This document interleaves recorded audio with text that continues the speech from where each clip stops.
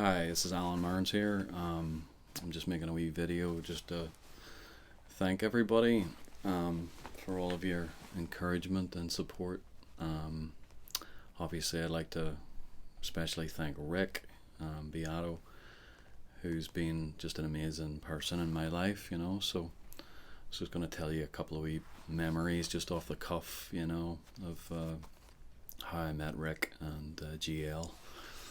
And so I had a band, called Airspace, and I guess Rick just heard our music through MySpace at the time, and I got this call, from a very enthusiastic person, and he was like, I heard this song, Breathe, and it just stopped me in my tracks, and you have to let me record you, and and it's hard to sometimes make a connection with producers. I mean, I had had an experience before with somebody.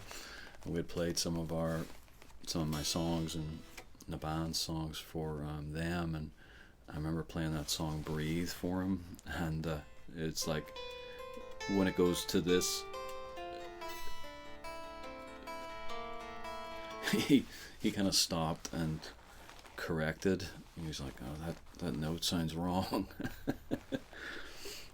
That kind of little Phrygian note, and but Rick's like kind of the opposite of that, as you felt this kind of instant rapport with him. When he first called, he was like, "Well, what are some of the albums that you like?" Um, which is something I do now. When I'm producing someone, I'm like, "Well, what kind of records, do you like the sound of?" And I said, "Well, I love kind of lush reverbs and stuff, and I love like Actung Babies, like probably like my favorite album, the U2 album." And then we just talked about Actung Baby for like 30 minutes. So it was very comforting. And then I was talking to him about Jeff Buckley, and he's like, "Oh yeah, I've hung out with Jeff Buckley. He's a really nice guy." And so it was kind of crazy. Meeting somebody who knows a lot about music. So when I'm hanging out with Rick, I'm not just talking about bands and songs. Um, he knows like nearly everything about the classical music and obviously jazz, right? When I was a young guitar player, someone like Pat Metheny was really important to me. I was kind of had this divergent road whether or not to be like a jazz guitarist or just do classical. And so it's amazing to meet somebody that has such a wide berth of knowledge. And for someone who music is really like kind of a sacrament, music is sacred. So whether or not it's popular or not, with someone like Rick, if it's good, it matters. Whether or not it'll make money or not is besides the point. And so I think that's the most kind of amazing thing. Like, I remember when I would sit in the control room, and trust me, like, our band was of a special privilege because he usually doesn't let bands in the control room. And he would just talk to me about Aiden Essen, his friend from school, the amazing kind of improviser and composer. And he was like, "Alan, this guy, blah blah," just kind of gushing about his friend. And I just remember all these instances about when we were recording the album. He would bring me into the control room and he'd be like, "You gotta listen to this Tori Amos cover of Smells Like Teen Spirit." And I just vividly remember little things like that, that it's hard, there's a lot of like YouTubers and there's a lot of information out there, but I think maybe you agree with me, I don't know, but a lot of it's very much on the surface, but Rick's very much into the depths of music, the kind of the endless mystery of it, and it is a mystery why it affects us all. And I'd be happy to just do my music, whether people are into it or not. I mean, because music is kind of its own reward. When I'm writing a song or something, or I'm playing something beautiful, it's like, you're in the holy of holies. So I just want to really say that I appreciate Rick. I could tell lots of stories of his kind of selflessness. Like when the band ended and stuff, he was right there. To be like, I sent him some music, and he was like, "Alan, this is awesome. We have to record this." And we recorded the "Love Is Covered in Dust" album.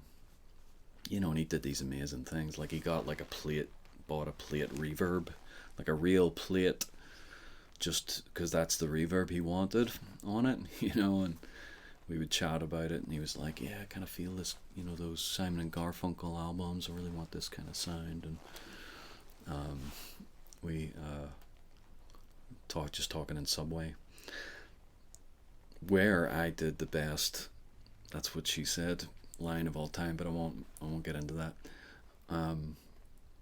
But Rick was just very selfless, and he would. I have this song on there called the Wine Glass Song, where I kind of play it with a wine glass. And I wasn't thinking about this, but it probably had all these like irritating little clinks and noises. And Rick spent like hours just reducing the damage of the wine glass on the strings, And he spent so much time getting the right sound for the strings and stuff, So it's just amazing to know someone who has that kind of energy.